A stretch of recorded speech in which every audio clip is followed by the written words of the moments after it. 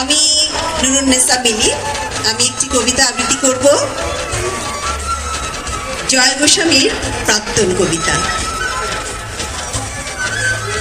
ঠিক সময়ে অফিসে যাই, ঠিক মতো খাই সকালবেলা। টিফিন বাক্স সঙ্গে নেয় কি না ক্যান্টিনেই টিফিন করে।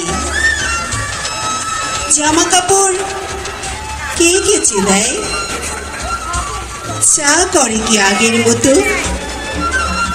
দুর্গার মা কটায় আসি, আমায় ভোরে উঠতে হতো।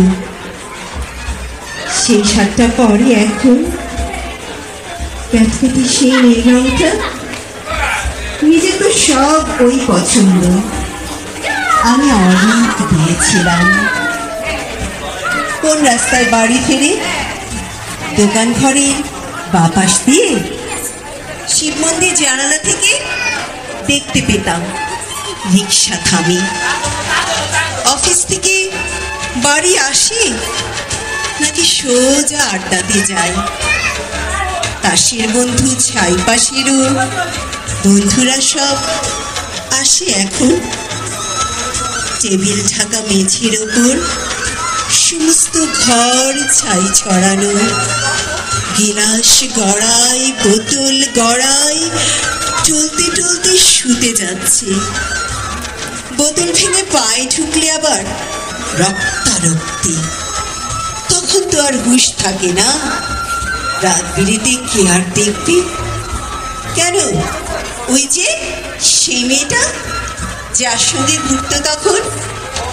কোন মেয়েটা? সেই মেয়েটা সে তো কবেই সরে এসেছে। বেশ করেছে। মেয়েটা যে গন্ডগোলের প্রথম থেকেই বুঝেছিলাম। তাহলে কে সঙ্গে আছে?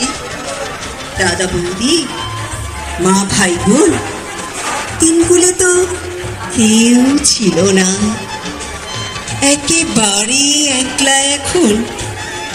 তাহলে কে ভাত বেড়ে দেয়, কে ডেকে দেয় সকাল সকাল? রাত্রিরে কে দরজা খোলে? ঝক্কি পোহায় হাজার রকম। কার বিছানায় ঘুমায় তবে? কার গায়ে হাত তোলে এখন? কার গায়ে হাত তোলে এখন? ধন্যবাদ।